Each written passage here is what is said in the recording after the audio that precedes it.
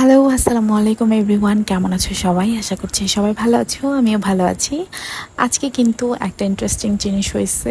আচ্ছা, এটা কি সেটা কি তোমরা সবাই বলতে পারো? আমি জানি না এটা কি, আসলে ঘোড়া নাকি গাধা।